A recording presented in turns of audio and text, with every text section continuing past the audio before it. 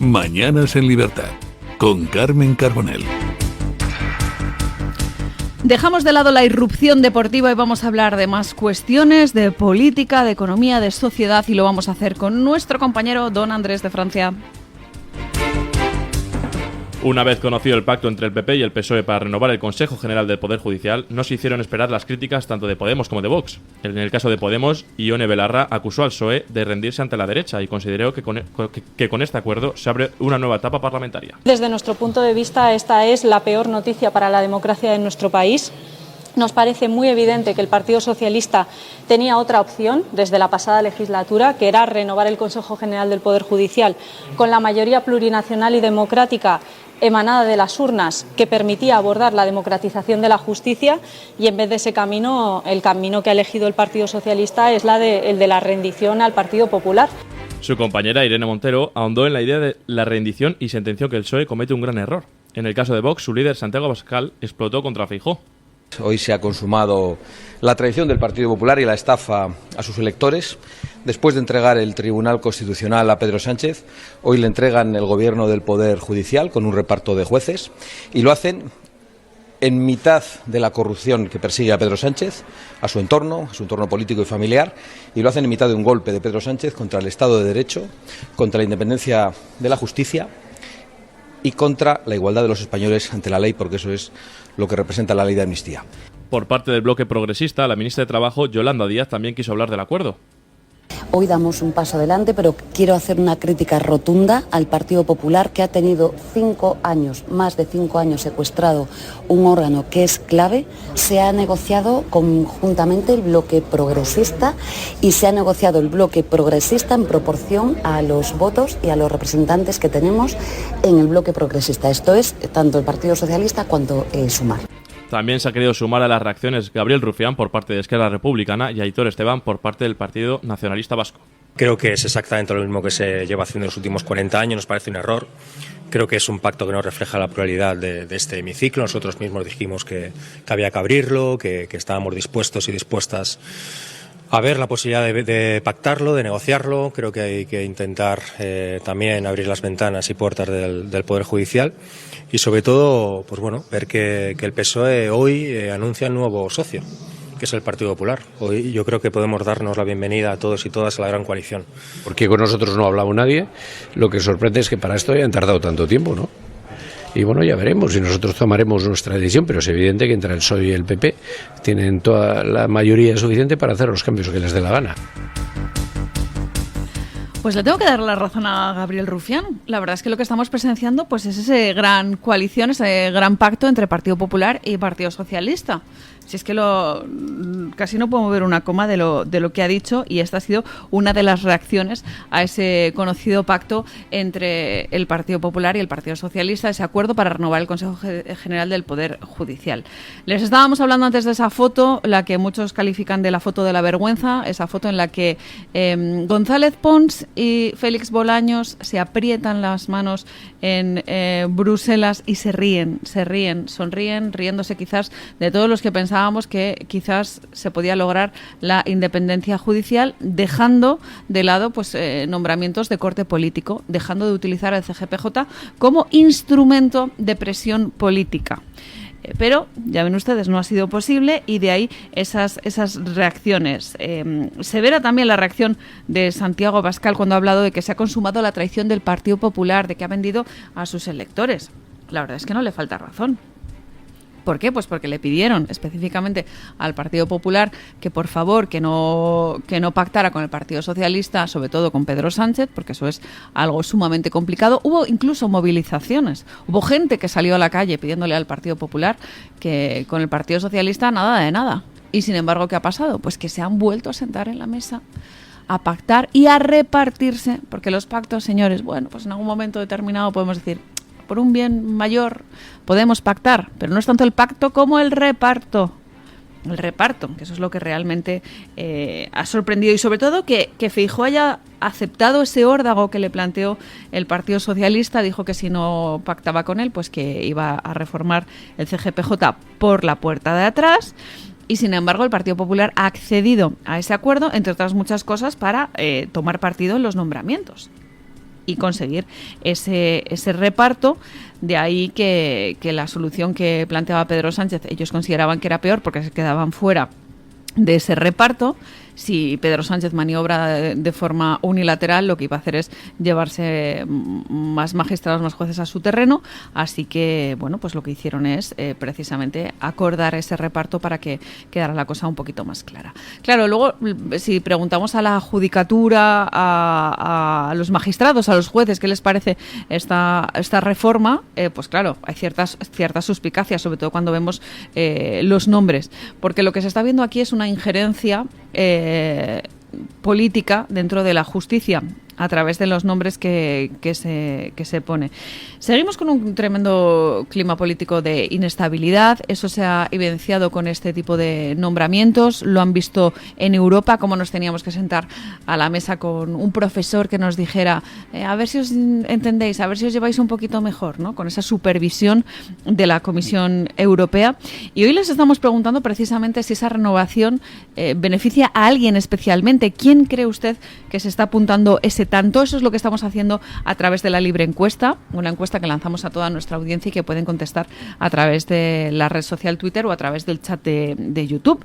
Y les preguntamos si es el que se lleva el gato al agua, como dice mi compañero Esparza, es el PP, el PSOE, la Comisión Europea, o realmente beneficia a los jueces y a los magistrados. Esta decisión, que ya les digo que es de corte político, porque lo que hemos conseguido es una renovación, pero en realidad es una renovación politizada. Por consenso, pero politizada. El exconsejero del Interior de la Generalitat, Michael Buch, y el escolta del expresidente Carles Puigdemont, Luis Escolà, son los dos primeros beneficiados por la ley de amnistía. La sección de apelación de la Sala Civil y Penal del Tribunal Superior de Justicia de Cataluña los ha amnistiado a los dos, en los que supone la primera aplicación de la nueva norma para condenados por actos vinculados al proceso. El exconsejero fue condenado por la Audiencia de Barcelona a 4 años y medio de prisión y 20 de inhabilitación por delitos de malversación y prevaricación. A Escolà se le impuso una inhabilitación de 10 años por un delito de malversación y una pena de 4 años de prisión. También fue sentenciado como cooperador en el delito de prevaricación con una condena de 9 años de inhabilitación.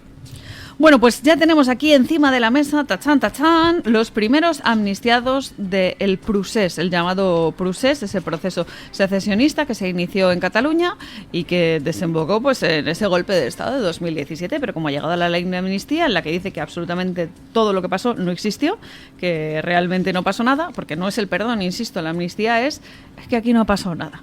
Pues aquí tenemos al exconsejero Buch y al exescolta de Puigdemont como los primeros amnistiados gracias a esa ley de amnistía. Claro, pues es lo que tiene que se promulguen leyes, ¿no? Visto la entrada en vigor de la ley de amnistía, los primeros beneficiados. Fíjense ustedes, uno condenado a 4 años y medio de cárcel y a 20 de inhabilitación por malversación y prevaricación. Claro, como ya la malversación tampoco existe, ¿no? Porque como no eran fondos para ellos, sino que eran en general pues para un bien común, que era eso de la independencia, pues nada, se anula esta condena.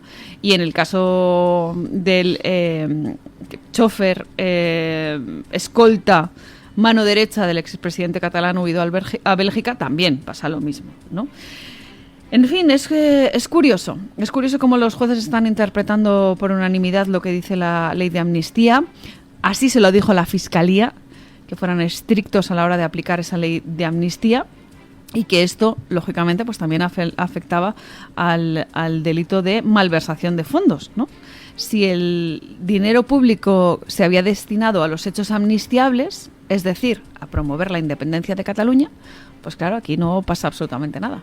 Si es para el enriquecimiento, sí, pero si ha sido pues para ese bien común de los secesionistas, que es que se independice Cataluña, pues nada, no pasa nada. Es una manera muy curiosa, ¿no?, de mirar a otro lado. ¿Qué se hace con la gestión de los fondos? Si es para mí, bueno, pero si es para un bien común, como pasa con los ERE. Con los ERE pasó lo mismo. ¿Qué se hizo con ese robo sistemático de dinero procedente de las ayudas de la Junta de Andalucía? Pues nada, como iba para una bolsa común, que era para el partido, pues no pasa nada, también amnistiado. En fin, esto es lo que está pasando en Cataluña y además sepan ustedes que a todo esto el Parlamento de Cataluña pone en marcha hoy la cuenta atrás para repetir elecciones, siempre y cuando no se consiga un presidente antes del 25 de agosto. Fecha límite, 25 de agosto, si consiguen investir a Salvador Illa, a Carles Puigdemont, no hay elecciones. Y si no, señores, elecciones catalanas en otoño otra vez, en torno al 13 de octubre. Estamos hablando de esa fecha. Así que, en fin, vamos a estar pendientes de ese pleno en Cataluña, ese pleno que va a certificar la falta de candidato a la investidura y, por tanto, pone en marcha esa cuenta atrás, ese reloj que nos acerca de nuevo a elecciones en otoño. El gobierno español ha revelado la mayor convocatoria de empleo, con más de 40.000 plazas programadas para 2024. Esta medida tiene como propósito fortalecer la administración pública y atender las necesidades de personal en diversos sectores clave. Aproximadamente 21.000 plazas serán de turno libre y 10.600 plazas para promoción interna y más de 8.500 destinadas a las fuerzas y cuerpos de seguridad del Estado. Todo esto según el documento publicado por el Ministerio de Transformación Digital y de la Función Pública. Y un detalle importante es que se incorporarán 3.000 plazas que quedaron vacantes en las ofertas de 2022 y 2023. El proceso de acceso a estas plazas comenzará después de la publicación en el BOE. Bueno, pues ya les decía yo que íbamos a hablar de esas medidas electoralistas, propagandistas, medidas económicas que ha aprobado el Gobierno. Antes hablábamos de la rebaja del IVA, esa rebaja prorrogada de 3 meses de todos los alimentos y en particular del aceite de oliva al 0%. Y ahora hablamos de esa oferta de empleo público. ¿Por qué? Pues porque es importante para el Gobierno tener a la gente contenta y que la Administración también esté contenta. Hay mucha cuota de voto dentro de la Administración pública y, por tanto, le interesa bastante al Gobierno activar ese modo electoral y redoblar la oferta de empleo público, las ayudas, los subsidios. Como les digo, pan para todos, ¿no? Ese pan para el pueblo, que el pueblo esté contento y que, por tanto, con estas medidas que han sido aprobadas, pues vayamos calmando un poco los ánimos y, como dice el Ejecutivo, se garantice la paz social. Yo cuando escucho esto de la paz social, de verdad que es que me llevan los diablos, porque ¿qué es la paz social? Que estén todos tranquilos con una paguita y un subsidio, ¿esa es la paz social? ¿O la paz social es que vaya bien un país, que realmente sea una potencia económica, una potencia que tenga peso, por ejemplo, en la Unión Europea, que a nivel mundial se nos tenga bien considerados? ¿O que la gente piense, sin embargo, por contra, que teniendo una justicia débil vamos a conseguir una paz social? Una justicia débil, sobre todo cuando nos sentamos a negociar puestos como los del Consejo General del Poder Judicial en Bruselas, tutelados, como les hemos contado anteriormente. ¿Es una manera del Ejecutivo quizás de maquillar su inestabilidad parlamentaria? ¿Es una manera de Pedro Sánchez de acallar las críticas, por ejemplo, por la trama Koldo, por ejemplo, la investigación a Begoña Gómez, por ejemplo, la investigación a su hermano, a David Sánchez, por esos casos de corrupción que parece ser le salpican, presuntos casos de corrupción? Esto es lo que estamos viendo en esta última semana de actividad parlamentaria normal antes de las vacaciones, pero yo le digo que a mí esta oferta de empleo público me llama tremendamente la atención, sobre todo cuando leemos algunos titulares como los que publicaba el diario El País esta misma semana, en los que se empeñaban en hablar de qué bien va nuestro país, qué estabilidad política tenemos, y aquí no ha pasado absolutamente nada. Atención a un titular que publicaba hablando de que había un horizonte sin elecciones generales, y lo firmaba Anabel Díez en el diario El País. Hablaba de cómo el Ejecutivo había descartado la posibilidad de elecciones en los últimos días, indicando que iban a agotar la legislatura en el año 2027. No sé yo, la situación está bastante compleja, incluso desde la coalición, que ya les digo que está cogida con alfileritos, se antoja bastante compleja. Y sin embargo, pues ellos se empeñan en decir que la cosa va fenomenal. Les voy a contar otro titular también del diario El País de esta misma semana, si no me equivoco, pues no sé si del lunes, de Javier Casqueiro. Decía: la legislatura coge vuelo en el Congreso. La legislatura va fenomenal, señores. No hemos cumplido un año todavía de las elecciones del pasado 23 de julio del año pasado, cuando las convocó por sorpresa Pedro Sánchez. Y dicen en el diario El País que está cogiendo vuelo la legislatura pese a la conjunción de votos en contra del PP y de Vox. Pues nada, si no tiene que pactar cuestión a cuestión, Pedro Sánchez, en fin. Lo estamos viendo, ¿no? Les decía yo que estaba cogido con alfileritos esta legislatura, sobre todo por los apoyos. Son muchos con los que tiene que negociar hay muchas cuestiones que se ponen encima de la mesa y hay algún que otro chantajillo, como estamos viendo con la cuestión catalana, que se está negociando más en Madrid que en Cataluña. En fin, vamos a ver qué pasa con esa legislatura de Pedro Sánchez, si hay elecciones o no, pero a mí la cosa me huele a que también volvemos a las urnas, quizás coincidiendo con las elecciones catalanas en otoño. El Tribunal Supremo de Israel dictaminó que los estudiantes de seminarios judíos ultraortodoxos deben ser reclutados por el ejército. La resolución supone el fin de la exención militar para los ultraortodoxos que estudian en Yeshivot, Centro de Estudios de la Torá. La decisión del tribunal, determinada por unanimidad de sus 9 magistrados, se da en medio de la guerra en Gaza. Esta resolución del tribunal pone en aprietos al primer ministro de Israel, Benjamín Netanyahu, porque si cumple con el fin de la exención militar, perderá 2 socios de coalición importantes y quedará en minoría y tendrá que convocar las elecciones anticipadas. Bueno, les contamos esta cuestión relacionada con la información internacional, con lo que pasa en Israel. Saben ustedes que estamos sumamente preocupados pues por cuestiones como qué pasa con los rehenes que siguen en manos de Hamas, de ese grupo terrorista. 116 rehenes siguen allí, secuestrados, de los cuales se cree que muchos habrían fallecido. Estamos hablando de que quizás solo 50 siguen vivos, puesto que solo de 50 hay informaciones. Les estamos hablando de esta cuestión en Israel porque saben que el enfrentamiento con el grupo terrorista Hamas, con Hezbollah, con otras milicias proiraníes, han hecho que el ejército israelí se tenga que reforzar. Y para reforzarlo, pues claro, han tenido que abrir o aceptar o forzar la inclusión de los ultraortodoxos que estudian en los centros de estudio de la Torá, que naturalmente había una exención para todos ellos y por tanto no tenían que integrarse dentro del ejército. En Israel, la conocida como mili, el servicio militar, es obligatorio. Para los hombres 3 años, para las mujeres 2 años. Y además es obligatorio y no puedes cursar estudios superiores de corte universitario, por ejemplo, si no tienes este servicio militar, a no ser que fueran ultraortodoxo, para los cuales había una exención militar, ¿no?, puesto que se iban a dedicar simplemente al estudio de la Torá. Este ha sido un punto de discordia durante décadas en Israel, porque el resto de ciudadanos del país debe cumplir obligatoriamente el servicio militar. Y cuando digo ciudadanos me refiero a árabes también, que forman parte de Israel. Hay árabes israelíes que forman parte del ejército de Israel, o sea que no solamente son judíos. Es importante esta decisión del tribunal, sobre todo determinada por unanimidad por parte de los magistrados, porque se da en medio de la guerra de Gaza y, por tanto, viene a suplir esa denuncia de algunos líderes militares que decían que había escasez de soldados y solicitaban, por tanto, un reparto un poquito más equitativo de la carga dentro del ejército, ¿no?, de la carga en seguridad, en materia de seguridad. Israel, buena parte de su presupuesto anual lo destina a la seguridad, porque es la única democracia moderna que hay en Oriente Medio, rodeada de radicales islamistas que en muchos casos pues quieren acabar pues con todas las libertades que tiene Israel, las libertades que este país pues defiende dentro de sus fronteras. Así que, por tanto, nos hacemos eco de esta información, así como aprovechamos esta percha informativa para recordar la importancia de todos esos rehenes que deberían volver a sus casas, deberían volver a estar con sus familias, y por tanto pedimos a Hamas, pues por lo menos que sea, es que no sé qué pedir a los terroristas islamistas radicales, pero si tuvieran un poquito de conciencia, por lo menos devolver los cuerpos, ¿no?, para que estuvieran con sus familias, que me parece algo sumamente legítimo después de toda esta tragedia que estamos viviendo allí en la Franja de Gaza.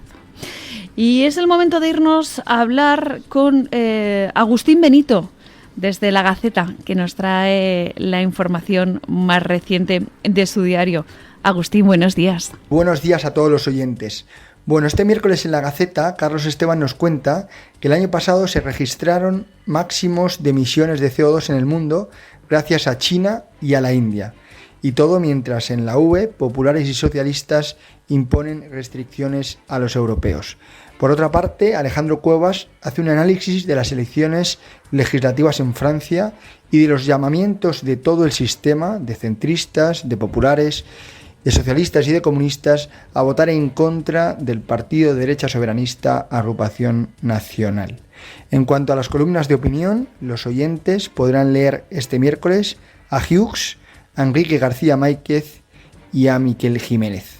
Y buen día.